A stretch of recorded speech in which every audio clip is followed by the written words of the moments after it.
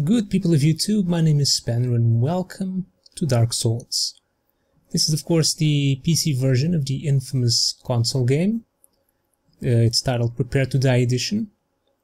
And I got it in the... not in the latest Steam sale, I think a little time before, and I've been playing it since. It's quite an enjoyable game. I've put this purchase off for a while because the PC port wasn't that great, but nothing that little mods don't fix.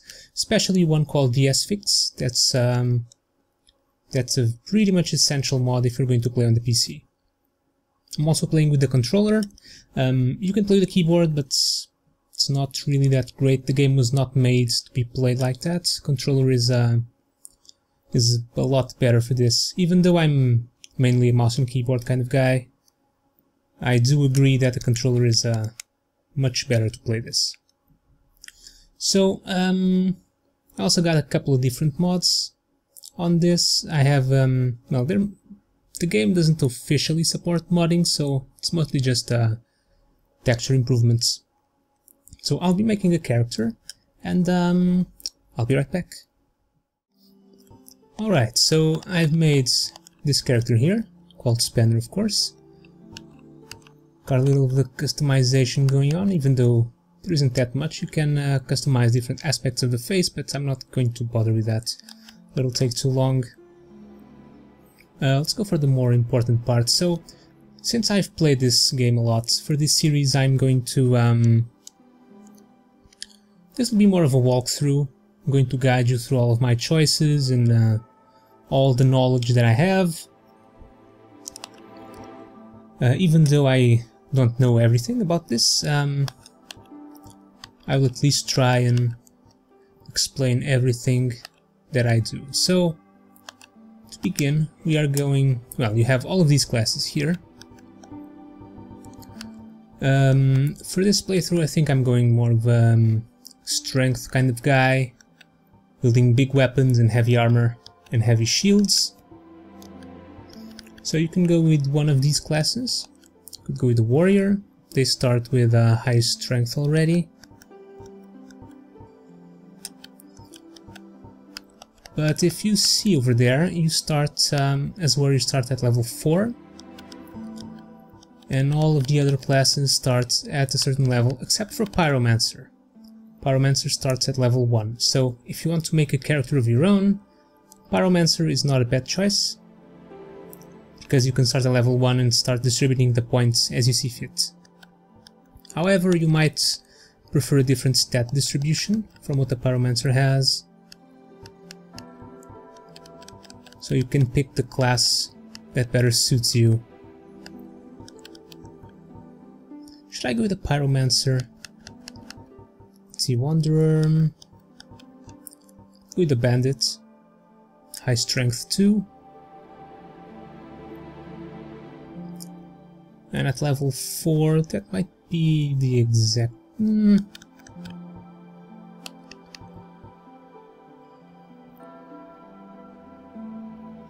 Let's see, I kinda want to start boosting strength as soon as possible, to start wielding better weapons. Might actually start as a bandit.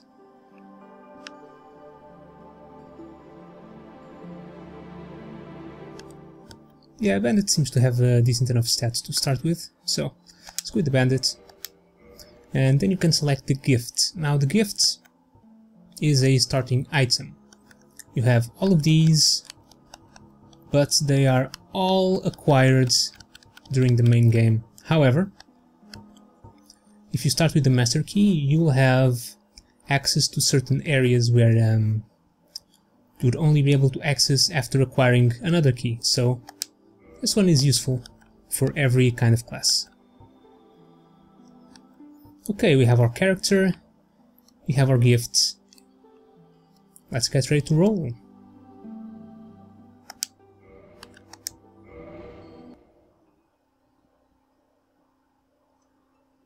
In the age of ancients, the world was unformed, shrouded by fog. A land of grey crags, arch trees, and everlasting dragons.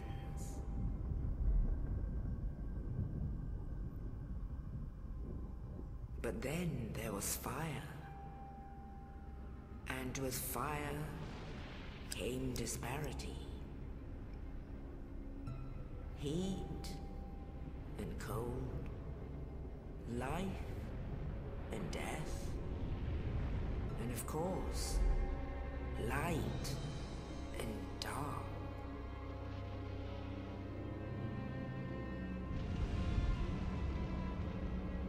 Then from the dark they came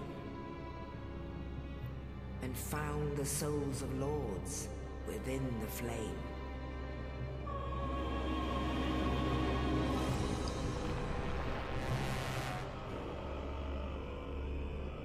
Nito, the first of the dead.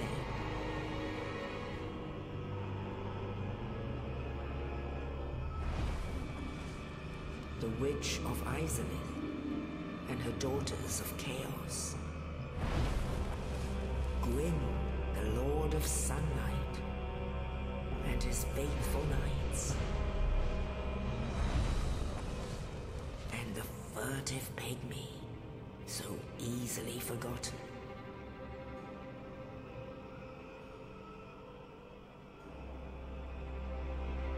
With the strength of lords, they challenged the dragons. Gwyn's mighty bolts peeled apart their stone skins. The witches weaved great firestorms.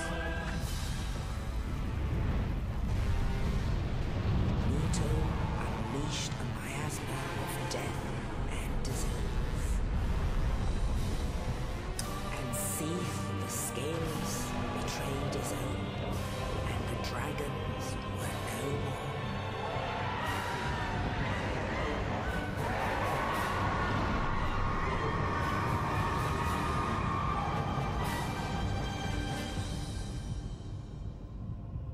Thus began the Age of Fire.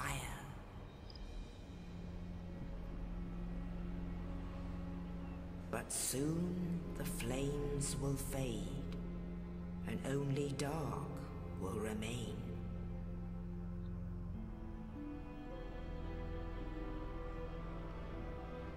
Even now, there are only embers. And man sees not light, but only endless nights. And amongst the living are seen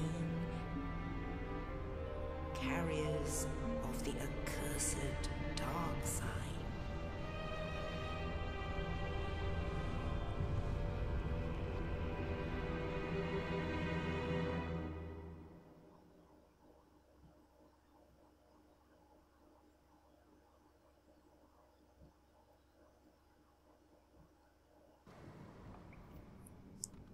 Okay, after the little intro, here we are. Time to meet our guy. The guy we made. Indeed. The dark sign brands the undead.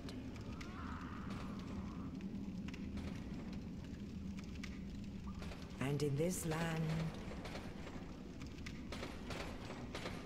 the undead are corralled and led to the north.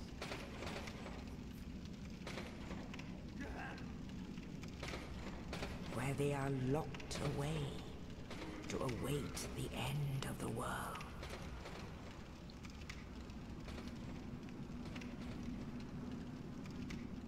Okay, here we are, locked away in a cell. This is your fate.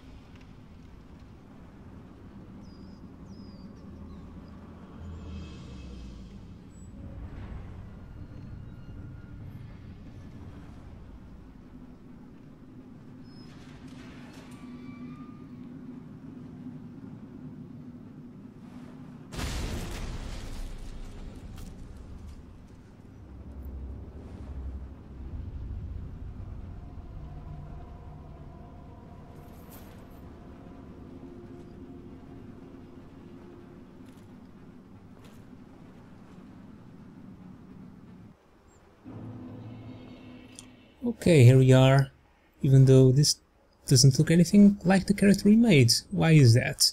Well, it's because we are undead. And this is the undead form. We can go back to human form if we consume some humanity. More on that later. But this is the main aspect that we'll have throughout the game. We are cursed with undeath, with the curse of undeath that makes us undead. We are branded by the dark sign, this thing over here. And all the undead are destined to, at one point, become hollow, which is just a mindless husk of their former selves. Okay, but never mind about that. We got this body here that some night dude dropped for us. We got a dungeon cell key. So, time to leave. Time to make our daring escape. And these things on the ground are messages.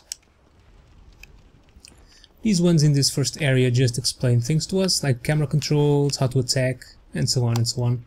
This is just the tutorial area. But you can find these messages in other areas, and 99% of them will be written by other players. Because this is an online game. So go over here, just punch this dude. This is a hollow, one of those that I mentioned. So I'm not really sure about all of the lore in the game, but I'll try to explain some of the things as well.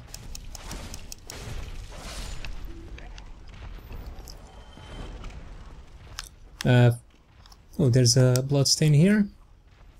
These are from other players.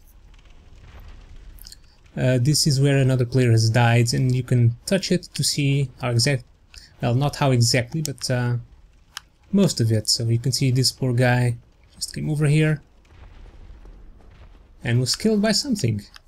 We'll never know.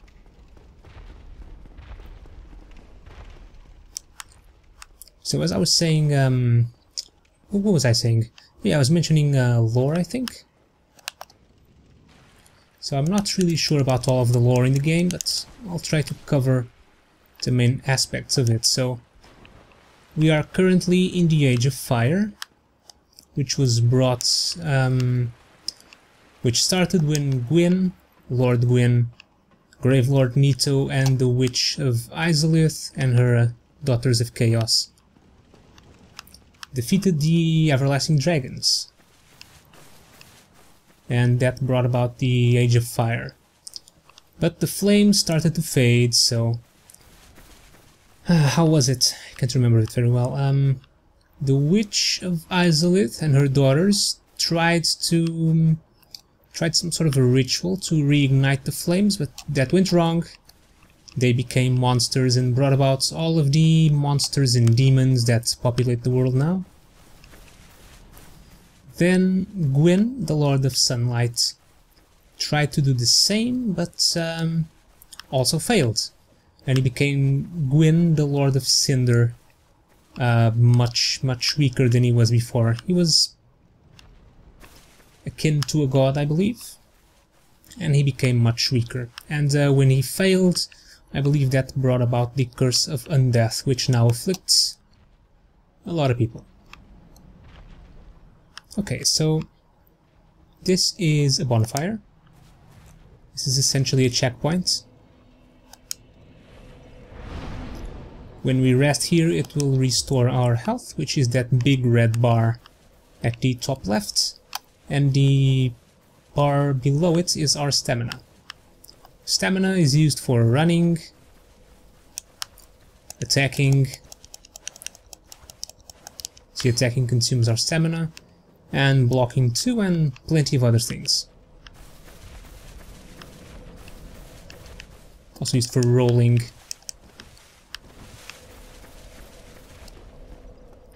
Okay, but let's proceed for now.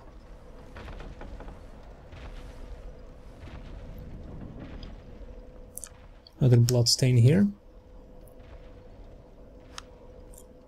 This guy was trying to fight something and died. Okay, also I mentioned that I'm using a lot of texture mods, so that stamina bar is not usually blue, and the game does not usually look this good. So I'll leave a list of all the mods that I'm currently using in the video's description. Get away! And we'd better get away. That's a boss. We could try and defeat it now. If you actually defeat it when you first see him, you can get a weapon, even though you cannot use it properly right away. But you get a weapon. So let's set our bonfire here and rest. If we die, we'll be teleported to the last bonfire that we rested in. Okay, there's an archer over there, so we can get our shields. And we now have a shield we can block. So these arrows now won't be too much of a trouble. Of a problem, I mean. And we also have a battle axe. And if you see battle axe, we can compare them. This straight sword hilt deals 20 physical damage, compared to the battle axe's 95. There's also a little plus 12 bonus next to the 25. That's what is it?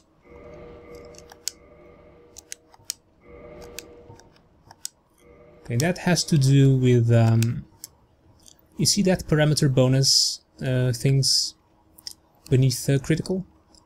That is scaling. So the first icon that has a... Oh, wait, let me kill this guy.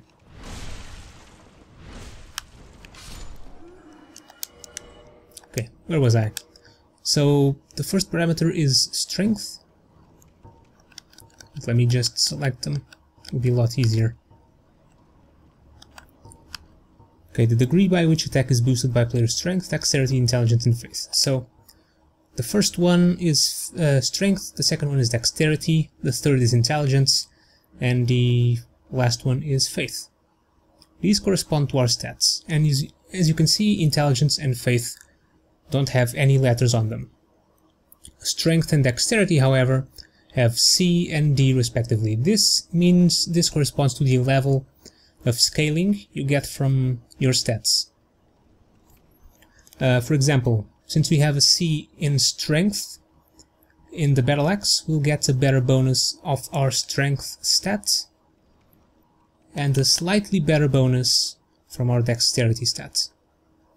The bonuses go from E to A, from worst to best respectively, and then we also get the S scaling, which is even better than A. So for example, if I had a weapon with an A scaling in strength, that weapon would get a very good bonus from strength, from our strength stats. And if I had a weapon with an A bonus in dexterity and E in faith, for example, I would get a good weapon that scales with dexterity, but not so much with... it scales very little bit off of faith, and doesn't scale at all with strength and intelligence. I hope I explained that properly. You know, this can be a bit confusing at first. But yeah, since I'm planning on going with a bigger focus on strength, we'll be looking for weapons that have a big, good scaling in that stat. So let's continue.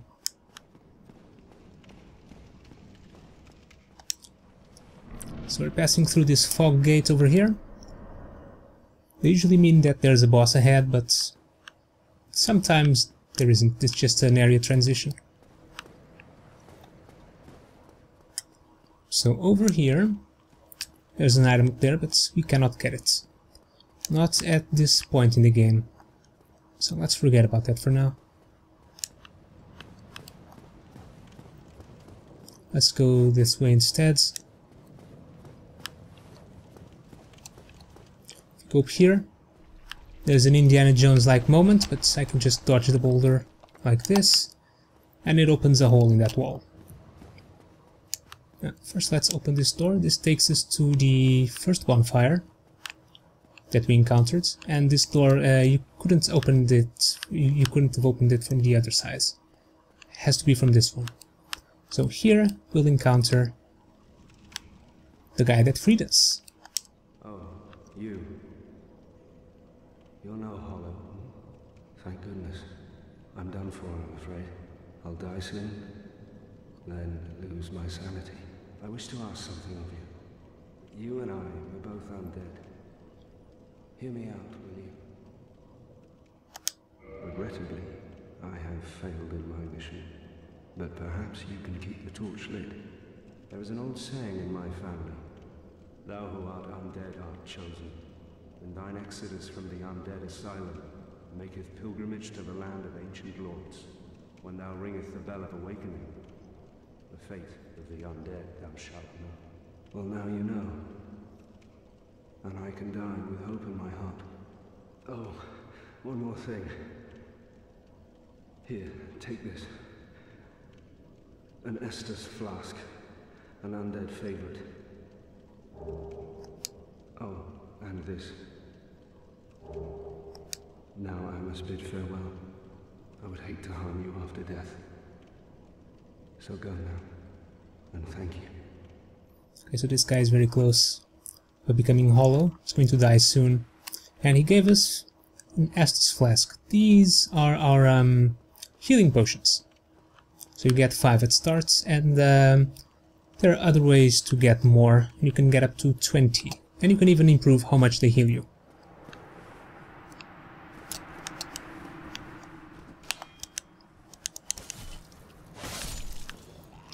Okay, one hollow down. We can now open this door with the key that he gave us. And this mentions some other things. For example, we can use... well, I'm not gonna really bother explaining the things that are in these messages, so...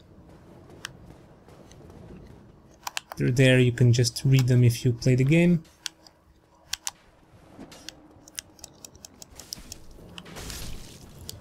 You can kick these guys. You can do a heavy attack. Basic things like this. I don't know if the game explains it, but you can actually... Well, you've seen me doing it earlier, but you can do a backstab on certain enemies that deal a lot of damage. That damage is based on the weapon damage. Didn't need to unequip it. Weapon damage and the critical rating over there. So there are weapons with a better critical that will deal... They'll deal more damage in backstabs, but that doesn't necessarily make them better at backstabs, because the weapon damage might be lower. We also cannot open that door. Not yet. Okay, fog door. This means a probable boss, and we're actually going to jump and hit him right in the face for massive damage. Okay, now that we have a proper weapon, we can challenge the Asylum demon, so just keep...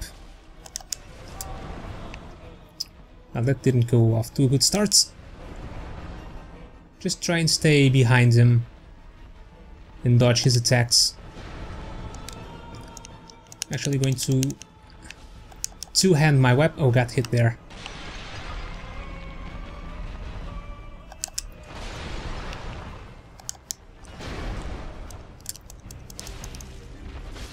Okay, he's down. We got big pilgrim key, so now we can leave this place. So yeah, just stay behind him and hit him. Just try and roll away from his attacks.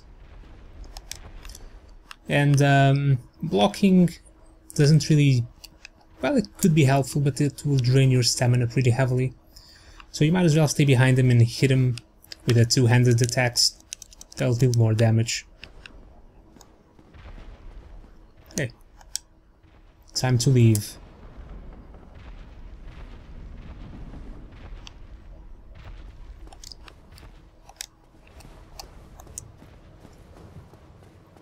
Okay, a couple couple of things here. On this side,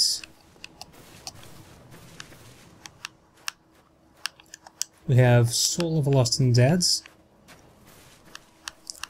And on this side you have that nest over there. That's the nest of Snuggly the Crow. You can trade items with him, even though it's a bit awkward to do the tradings.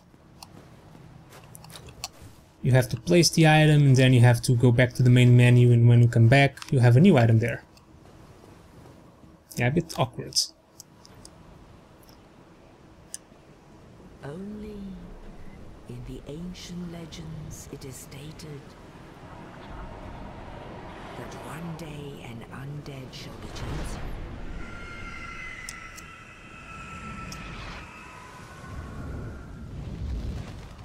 To leave the Undead Asylum in pilgrimage to the land of the ancient lords. Lordran